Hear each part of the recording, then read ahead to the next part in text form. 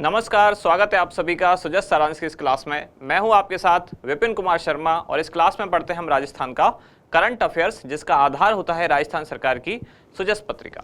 तो शुरुआत करते हैं हेडलाइंस के साथ। सबसे पहली जानकारी क्या है? मुख्यमंत्री ने प्रतापगढ़ में विकास कार्यों का लोकार्पण और शिलान्यास किया और कहा कि बेहतरीन कार्यों से हर वर्ग को राहत मिली है। साथ ही मुख्यमंत्री ने कहा कि केंद्र सरकार को भी ओपीएस यानी कि ओल्ड पेंशन स्कीम शुरू करनी चाहिए। और जैसा कि आप सभी जानते हैं, कल महाशिवरात्रि थी, तो इस फोटोग्राफ में आप देख पा रहे हैं मुख्यमंत्री ने भगवान शिव की आराधना की और यहाँ मुख्यमंत्री ने कहा कि पोसालिया नदी पर पुल बनाया जाएगा। अगले पेज पर बढ़ते हैं तो मुख्यमंत्री रविवार को जोधपुर में रहेंगे। यहाँ उनके जो भी विभिन्न कार्यक्रम हैं उनके बारे में जानकारी है। और कृषि मंत्री श्री कटारिया यानी कि लालचंद कटारिया पूरा नाम है इनका, उन्होंने प्रधानमंत्री फसल बीमा योजना के तहत मेरी पॉलिसी मेरे हाथ अभियान का शुभारंभ किया है। यानी कई बार इसमें ऐसा होता है, प्रधानमंत्री फसल बीमा योजना का जो मुआवजा है वो मिलने में देरी होती है, कई कारण से पॉलिसी बनने में देरी होती है, तो इसके लिए ये अभियान शुरू किया गया है, मेरी पॉलिसी मेरे हाथ। अगली जानकारी, 15 जिलों के 7,834 गांव अभावग्रस्त घोषित। और इधर है मुख्यमंत्री उन्नत औजार योजना। तो जो मिट्टी के बर्तन बनाते हैं हस्तशिल्पी, उनके लिए योजना लाई गई है, इस योजना को पढ़ेंगे। और यहाँ है शुभ शक्ति योजना, इस योजना के बारे में भी आज देखने वाले हम जानकारी। अगले पेज पर है अलवर जिला प्रशासन का एक नवाचार, जिसका नाम रखा गया रास्ता खोलो अभियान। इस जानकारी को भी पढ़ेंगे डिटेल में। और इधर है Rajiv Gandhi scholarship for academic excellence योजना, जिसमें बजट में घोषणा की गई थी कि विदेश भेजने वाले जो विद्यार्थी हैं उनकी संख्या 200 से बढ़ाकर अब कितनी, तो अब 500 कर दी गई है। तो सारी न्यूज देखने के बाद जैसा कि हमारा पैटर्न है, आज डिटेल में हम कौन कौन सी चीजें पढ़ने वाले हैं। सबसे पहले मुख्यमंत्री शुभ शक्ति योजना, दूसरी है रास्ता खोलो अभियान, तीसरा मुख्यमंत्री उन्नत औजार योजना और चौथी Rajiv Gandhi scholarship for academic excellence योजना। शुरुआत करते हैं सबसे पहले शुभ शक्ति योजना। योजना की शुरुआत कब हुई? तो 1 जनवरी 2016 से योजना शुरू की गई थी। नोडल निकाय यानी कि कौन से विभाग द्वारा संचालित है? तो राजस्थान सरकार का श्रम विभाग इस योजना को संचालित करता है। वित्त पोषण किसके द्वारा? तो राज्य द्वारा वित्त पोषण किया जाता है, यानी कि पूरी तरह से ये राज्य क्षेत्र की योजना है। जब मैंने योजनाओं के बारे में पढ़ा है तो कई बार मैंने बताया कि वित्त पोषण के आधार पर योजनाएं 3 प्रकार की हैं। 3 प्रकार कौन कौन से? एक तो केंद्रीय क्षेत्र की योजना, केंद्रीय क्षेत्र, दूसरी हो गई केंद्र प्रायोजित,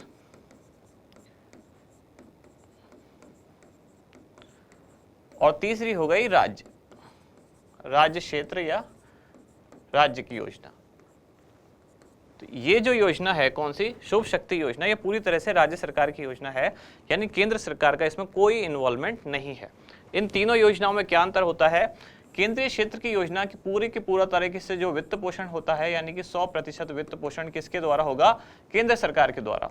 केंद्र प्रायोजित योजना में क्या होगा?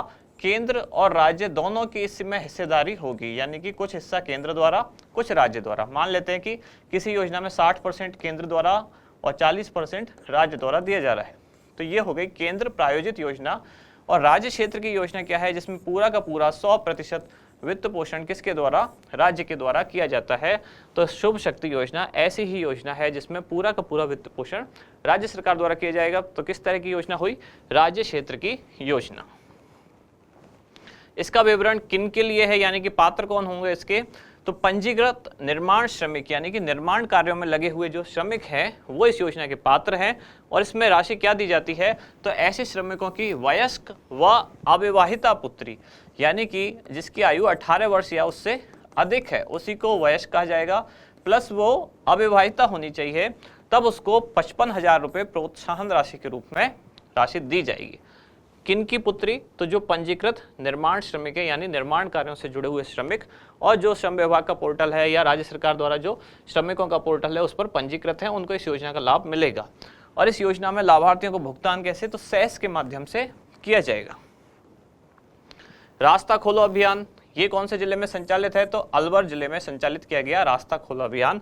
तो ऐसे बहुत से रास्ते जो बंद हैं, या तो आज आपसी झगड़े की वजह से खेत और उसके आसपास के रास्ते जो बंद कर दिए जाते हैं, उनको वापस शुरू करने के लिए अभियान शुरू किया गया। कौन सा? रास्ता खोलो अभियान। विवरण हम पढ़ने वाले हैं कि अलवर जिले के जो सभी उपखंड है, यानी कि केवल अलवर शहर में नहीं बल्कि पूरे अलवर जिले में ये शुरू किया गया है। और सभी उपखंडों के सभी ग्रामवासियों से समझाइश कर जो रास्ते हैं उनको खुलवाया जा रहा है। और यहाँ ज़्यादातर रास्ते कौन से वाले रास्तों की बात हो रही है, तो खेत और उससे संबंधित जो मार्ग है, एक खेत से दूसरे खेत में जाने के लिए जो रास्ते, ज़्यादातर जो ग्रामवासियों के विवाद हैं, किसानों के जो विवाद हैं, खेत और उससे जाने वाले रास्ते को लेकर ही होते हैं। तो उसी झगड़े को दूर करने के लिए, या जहां रास्ता है, यानी कि रिकॉर्ड में जहां रास्ता है, राजस्व रिकॉर्ड में रास्ता है, और किसी झगड़े की वजह से या आपसी छोटी मोटी किसी विवाद की वजह से वो रास्ता बंद कर दिया गया है, उसको वापस खुलवाने के लिए अभियान शुरू किया गया। कौन सा? रास्ता खोलो अभियान। आमजन व काश्तकार यानी किसान, ये आप समझ सकते हैं सामान्य भाषा में, इनको सुगम आवागमन के लिए यह अभियान शुरू किया गया और इन रास्तों पर महात्मा गांधी नरेगा के तहत कार्य भी शुरू किया गया है। यानी कि रास्ता खोलेंगे तो रास्ता वहाँ होना भी तो चाहिए। अगर बहुत टाइम से रास्ता बंद है तो यानी कि मतलब रास्ता बिगड़ भी चुका है, तो उसको वापस बनाने के लिए भी नरेगा के तहत वहाँ मजदूरों को काम भी दिया जाएगा। अगली योजना मुख्यमंत्री उन्नत औजार योजना। तो इस योजना के तहत जो माटी कला से जुड़े हुए श्रमिक हैं, कहने का मतलब जो मिट्टी के बर्तन बनाते हैं, मिट्टी के घड़े बनाते हैं या और सारी चीज़ें बनाते हैं, उनके लिए योजना शुरू की गई। तो वो जो जिस उपकरण पर बर्तन बनाते हैं, आप सभी जानते हैं, उसको चाक कहते हैं। तो पुराना जो चाक था उसको मैनुअली यानी कि एक डंडी से घुमाना पड़ता था। अब यहाँ विद्युत से चलने वाले जो चाक हैं उनको वितरित किया जाएगा, ताकि जो बर्तन बनाने में उनको सहूलियत हो, आसानी हो। तो ये योजना किन के लिए शुरू की गई? उन सभी व्यक्तियों के लिए जो मिट्टी के बर्तन बनाते हैं। अब उसमें अगर वो बीपीएल या अंत्योदय कार्डधारी हैं तो ऐसे दस्तकारों को निःशुल्क, और इसके अलावा जो अन्य हैं उनको 90% रियायत पर विद्युत चालित जो चाक हैं वो दिए जाएंगे। यानी पहले जो मैनुअल थे, अब वो उसको कर दिया गया इलेक्ट्रिक, यानी कि अब उनको वितरित किए जाएंगे विद्युत चालित चाक। और कौन सी संस्था द्वारा वितरित किए जाएंगे? ये है शिल्प एवं माटी कला बोर्ड। अगली योजना है Rajiv Gandhi scholarship for academic excellence योजना। संदर्भ यानी कि इसकी घोषणा के बारे में कुछ बातें हैं। तो जो बजट 2023-24 वाला आया, इसमें विद्यार्थियों की संख्या 200 से बढ़ाकर अब 500 कर दी गई है। इस योजना में एक यही अपडेट है, यानी कि पहले प्रतिवर्ष राजस्थान के जो प्रतिभावान 200 विद्यार्थी हैं उनको विदेश में पढ़ने के लिए भेजा जाता था। अब इस बार नए बजट में इनकी संख्या 200 से बढ़ाकर कितनी कर दी गई है? 500 कर दी गई है। बाकी डिटेल यहाँ है। योजना की घोषणा हुई थी 20 अगस्त 2021 को, प्रारंभ की गई थी 5 अक्टूबर 2021 से। उद्देश्य क्या है? राजस्थान के प्रतिभावान विद्यार्थियों को विदेशों के प्रसिद्ध शिक्षण संस्थानों में प्रवेश के लिए आर्थिक सहायता देना। किस विभाग द्वारा संचालित है? उच्च शिक्षा विभाग राजस्थान द्वारा। योजना की विशेषताएं, कुल जितने स्टूडेंट भेजे जाएंगे उनमें से 30% क्या होनी चाहिए? महिलाएं। पहले गाइडलाइन में केवल 8 लाख जिनकी वार्षिक आय है, उससे 8 लाख से कम वार्षिक आय जो है केवल उन्हीं विद्यार्थियों को भेजा जाता था। अब इसमें परिवर्तन करके 8 से अधिक वालों को भी भेजा जाएगा, लेकिन कंडीशन ये है कि पहले देखा जाएगा अगर 8 वाली कैटेगरी में ही सीटें फुल हो जाती हैं 500, तब केवल उनको भेजा जाएगा, और अगर सीट खाली रह जाती है तो 8 लाख से ज़्यादा जिनकी पारिवारिक आय है उनको भी सरकार भेजेगी। अब उसके लिए क्या क्या है कंडीशन? जैसे कि अगर किसी परिवार की सालाना आय 8 लाख रुपए से कम होने पर तब तो विदेश में रहने का, खाने का, फीस का सारा खर्चा यानी कि 100% खर्चा राज्य सरकार द्वारा उठाया जाएगा। लेकिन यदि परिवार की आमदनी 8 लाख से अधिक है और 25 लाख तक है, तब फीस तो पूरी सरकार द्वारा भरी जाएगी, लेकिन रहने का जो खर्चा है सरकार उसका 50% देगी। लेकिन यदि पारिवारिक आय 25 लाख रुपए से अधिक है, तब राज्य सरकार केवल ट्यूशन फीस यानी कि केवल फीस देगी, लेकिन रहने खाने का कोई खर्चा वहां नहीं देगी। आज का अभ्यास प्रश्न, शुभ शक्ति योजना का संचालन किस विभाग द्वारा किया जा रहा है? श्रम विभाग, उच्च शिक्षा विभाग, चिकित्सा विभाग या पर्यटन विभाग? क्या है उसका उत्तर वो बताएं। और कुछ कमेंट्स में आपने जो क्वेश्चन पूछे हैं एक बार उनको और देख लेते हैं। अच्छा, कल मैंने 2 चीजें आपसे पूछ ली थी पढ़ाते पढ़ाते। क्या एक तो कार्रवाई और कार्यवाही, इन दोनों में क्या अंतर है? आप में से किसी ने कमेंट में रिप्लाई भी किया है, शायद सुधीर यादव नाम है उनका। उन्होंने एकदम सही बात बताई है। कार्रवाई का मतलब होता है एक्शन, यानी कि सरकार हो या कोई भी गवर्नमेंट बॉडी हो या कोई भी संस्था हो, वो किसी चीज को लेकर क्या एक्शन लेती है। या जैसे कि सेना की कार्रवाई, सेना कुछ ऐसा कर रही है तब उसको बोलेंगे हम क्या कार्रवाई कर रही है। या पुलिस के द्वारा की गई कार्रवाई, या अतिक्रमण हटाने के लिए की गई कार्रवाई। तो ये सब तो होता है कार्रवाई, यानी कि कोई एक्शन लिया जाना, एक तरह से एक्शन या रिएक्शन इसको कह सकते हैं कि हम क्या कार्रवाई करेंगे, यानी कि कोई संस्था क्या कार्रवाई कर रही है। कार्रवाई का मतलब हुआ एक तरह से एक्शन, एक तरह से प्रतिक्रिया भी कह सकते हैं इसको। ज़्यादातर पुलिस की या प्रशासन की या और कोई ऐसी बॉडी होगी गवर्नमेंट की, तो उसके द्वारा जब एक्शन कोई लिया जाता है, प्रतिक्रिया कोई की जाती है, तो वो होती है कार्रवाई। और कार्यवाही का मतलब क्या होता है, ये कार्य से ही संबंधित है। कार्यवाही मतलब कैसे हम काम कर रहे हैं, डे टू डे का जो वर्क है, यानी कि प्रोसीडिंग जिसको कहते हैं कि पूरे दिन का घटनाक्रम है वो कैसे चलेगा, वो सब होती है कार्यवाही। यानी कि जैसे स्कूल हो या न्यायालय हो या और भी कोई संस्था हो, तो सुबह से शाम तक उनकी कार्यवाही कैसे है, कैसे कैसे सारा मैनेजमेंट होगा, वो सब होती है कार्यवाही। यानी कि कार्यवाही क्या हुआ, एक्शन, और ये क्या हुआ, प्रोसीडिंग। एक है एक्शन, एक है प्रोसीडिंग। अच्छा, आप में से कमेंट्स में पूछा था किस क्लास में, जो हमारी राजस्थान करंट अफेयर्स वाली लास्ट क्लास हुई है जनवरी की, रेखा स्वामी ने क्वेश्चन पूछा था कि अलेखू अंबा जो नाटक था या जो कृति थी किसकी, कमल रंगा की, जिसके लिए उनको राजस्थानी भाषा का साहित्य अकादमी पुरस्कार भी मिला है। तो अलेखू शब्द का मतलब क्या होता है, आपने क्वेश्चन पूछा, मैंने शायद आपको वहां उस कमेंट में रिप्लाई भी किया है, शायद आपने देखा नहीं होगा। अलेखू शब्द का मैंने मतलब ढूंढा काफ़ी, लेकिन सही बताऊं तो इसका एग्जैक्ट जो मतलब है वो मेरे को मिला नहीं है, यानी कि हिंदी के किसी शब्दकोश में नहीं मिला है। अब मैं श्योर नहीं हूँ, हो सकता है ये राजस्थानी भाषा का कोई शब्द हो या कुछ और हो, तो हो सकता है कुछ मतलब इसका अलग निकले। लेकिन अलेखू शब्द का मतलब ढूंढते ढूंढते मुझे दो शब्दों का मतलब पता चला, एक अलख और एक अलेख। अब मैं ऐसी संभावना जता रहा हूँ, हो सकता है इनसे ये शब्द बना हो। और इन दोनों का क्या मतलब होता है, जैसे अलख आप सभी ने सुना होगा, अलख जगाना, यानी कि एक तरह से जागरूक करना लोगों को।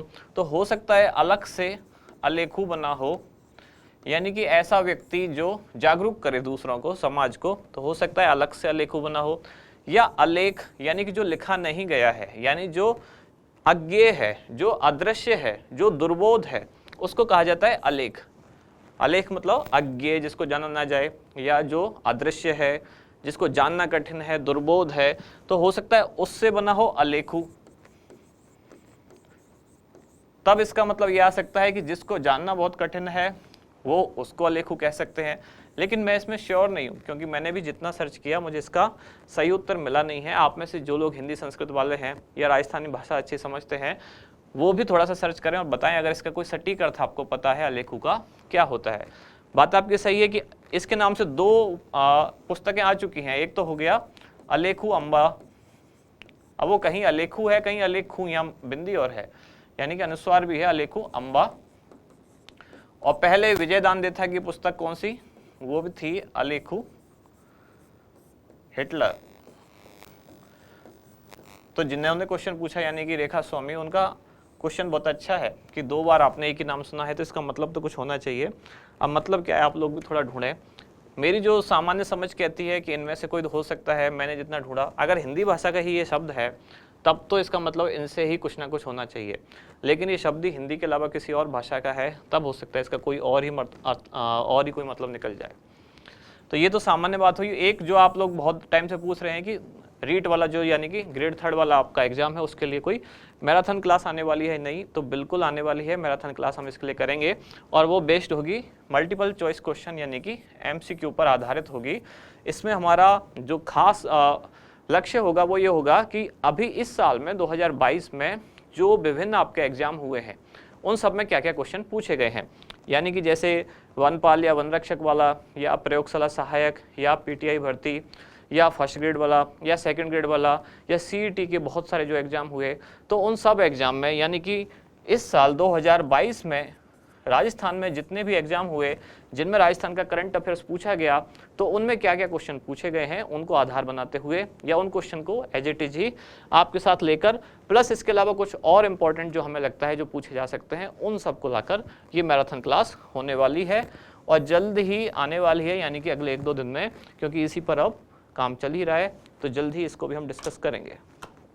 तो यहाँ समाप्त होती है आज की क्लास। अब मिलते हैं कल अगली न्यूज़ के साथ अगली क्लास में। धन्यवाद।